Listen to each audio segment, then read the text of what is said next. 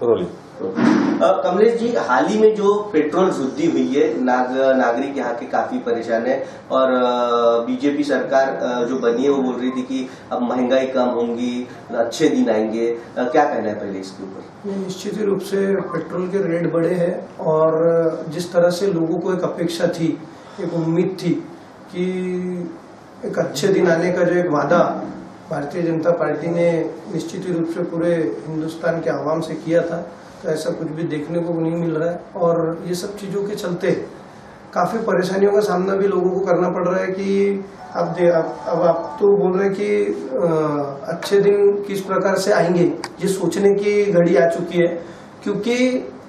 हमको जो जानकारी में था, हमारे जानकारी में जिस रूप से था कि पेट्रोल के रेट कम होंगे या ट्रांसपोर्टेशन का भाड़ा कम होने से महंगाई में कमी आएगी, तो ऐसा कुछ भी होता हुआ नजर नहीं आ रहा है। और ये सब चीजों के चलते जो एक सर्विस टैक्स जिसको बोला गया है, जो जबरन लाद दिया गया है आम आदमी के ऊपर में, इस सर्विस टैक्स का बहुत कम लोगों को डेफिनेशन पता है कि सर्विस टैक्स एक्चुअल में क्या है। बट सर्विस टैक्स एक ऐसी चीज है जो आदमी अगर रोड पे पैदल भी चले तो उसको सर्विस टैक्स लग सकता है। अगर निश्चित रूप से गवर्नमेंट को करना था तो आम जनता के बारे में सोचते हुए शायद अगर रेलवे की टिकट में वृद्धि की होती 10-5 रुपए की, तो वो तो भी चला होता। क्योंकि रेलवे का जो भाड़ा है या रेलवे का जो सफर है वो आदमी एक 2-4 महीने 6 महीने में एक आध बार करता है, तो 5-10 रुपए का अगर डिफरेंस हुआ तो वो चीज को आदमी एग्री करता है। बट सर्विस टैक्स, पेट्रोल के दाम, ये हमारी रोजमर्रा की जरूरत है। इन चीजों पे निश्चित रूप से गवर्नमेंट ने कंट्रोल करना चाहिए था और जिन चीजों को लेके महंगाई में या आम आदमी को समाधान देने का कार्य भारतीय जनता पार्टी की ओर से एक अच्छे दिन के रूप में करना चाहिए था, पर ऐसा कुछ भी होता हुआ दिखाई नहीं दे रहा है। ये निराशाजनक बात है। पब्लिक के विश्वास को ठेस पहुंचाने जैसा कार्य भारतीय जनता पार्टी की तरफ से किया जा रहा है। जी कमलेश जी, मैं एक मुद्दा और इधर लेना चाहूंगा कि बीजेपी ने कहा था कि अभी नए उद्योग धंधे आएंगे, डेवलपमेंट होगा विदर्भ का, तो ऐसे में यहाँ का स्टैंडर्ड इतना हाई होने के बावजूद भी, एजुकेशन इतना स्टैंडर्ड होने के बावजूद भी जो लड़के लड़के हैं वो बाहर जॉब करने जाते हैं। दूसरी बात, अभी तक भी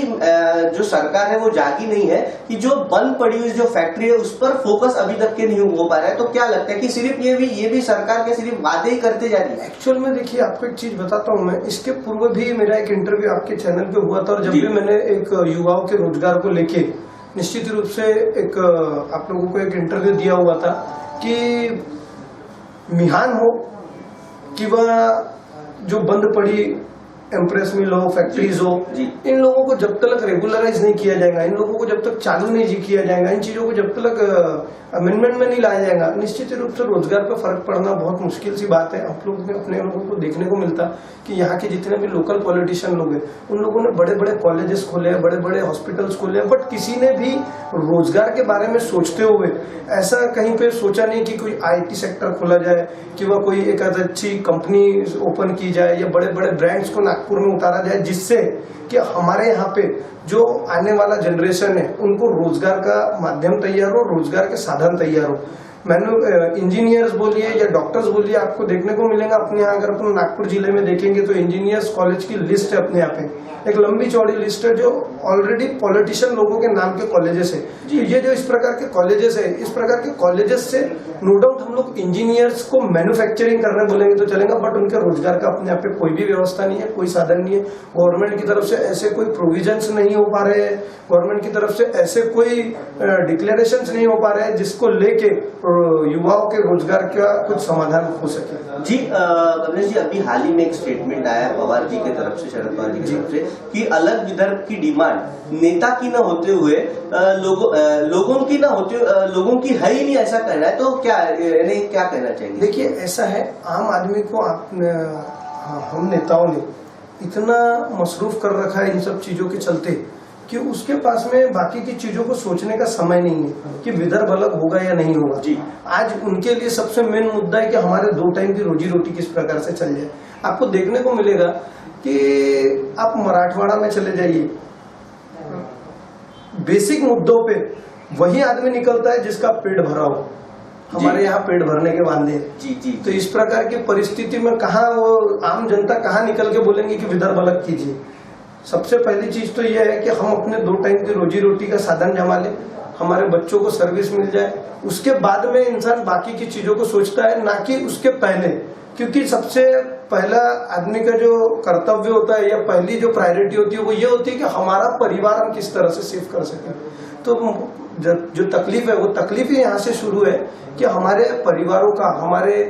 आने वाले जनरेशन का कोई भी ऐसा प्लेटफॉर्म नहीं तैयार हो पा रहा जिस चीज को लेके हम लोग विदर्भ के बारे में, आम जनता विदर्भ के बारे में सोचे। नो डाउट पॉलिटिशियन या पॉलिटिकल लोग जो है, जो जमीन से जुड़े हुए हैं, वो निश्चित रूप से चाहते हैं कि विदर्भ अलग होना चाहिए, क्योंकि विदर्भ के अलग होने से निश्चित रूप से बहुत सी चीजों में बदलाव आएगा, लोगों को रोजगार मिलेंगे, लोगों को नए नए साधन मिलेंगे। एक स्टेट अलग होने से बहुत सा डेवलपमेंट होने के चांसेस रहेंगे। कमलेश जी, एक और प्रश्न पूछना चाहूंगा, कानून व्यवस्था की तरफ मैं इधर फोकस करना चाहूंगा कि यहाँ पे दक्षिण मुख्यमंत्री यहाँ के होने के बावजूद भी यहाँ पर खुलेआम उनके क्षेत्र में भी घर फोड़ियां हो रही है। दूसरी तरफ महिला पर जो अत्याचार हो रहे हैं इस पर भी शासन नहीं लग पा रहा है। तो क्या लग रहा है कि कानून व्यवस्था अभी तो पूरी तरह चरमरा गई है कि कानून पर कोई पकड़ ही नहीं है? देखिए, कानून व्यवस्था पर अभी किसी का अंकुश नहीं है। इस प्रकार का हमको नागपुर जिले में तो अब तक देखने को मिला है, क्योंकि आपको शायद जानकारी में होगा कि अगर कानून व्यवस्था सही तरीके से, सही मायने से अगर कंट्रोल में होती तो जो हमारे यहाँ पे इतने बड़े बड़े केसेस हुए हैं, नागपुर जिले में जो केसेस हुए, चाहे वो कुछ हत्या प्रकरण हो, तुम्हारा क्या बोलते हो वो दूसरा बच्चा पुगलिया जी का जो था उनके बच्चे का प्रकरण हो, या धर्मपेट के मर्डर केसेस हो, शंकरनगर के मर्डर केसेस हो, पांड्राबोड़ी के मर्डर केसेस हो, ये जितने भी केसेस है ये ऑलमोस्ट केसेस मुख्यमंत्री जी के कॉन्स्टिट्यूएंसी के। तो जब वो अपनी कॉन्स्टिट्यूएंसी में इन चीजों को कंट्रोल नहीं कर पा रहे तो हम महाराष्ट्र का तर्क कहाँ पे लगाने जाएंगे? तो ये एक बहुत बड़ा क्वेश्चन मार्क है कि उनका कानून व्यवस्था पे बोलिए या गृह मंत्रालय पे बोलिए, उस तरह का कंट्रोलिंग नहीं है, वो उस तरह से ध्यान नहीं दे पा रहे जिस तरह से नागपुर शहर को जरूरत है। एक नागपुर शहर का मुख्यमंत्री होने के नाते जिस तरह से उन्होंने कंट्रोल करना चाहिए था, उस प्रकार का कंट्रोलिंग निश्चित रूप से नहीं हो पा रहा है। उन्होंने इन चीजों की ओर विशेष ध्यान देकर इस चीज को रोकने का प्रयास करना चाहिए।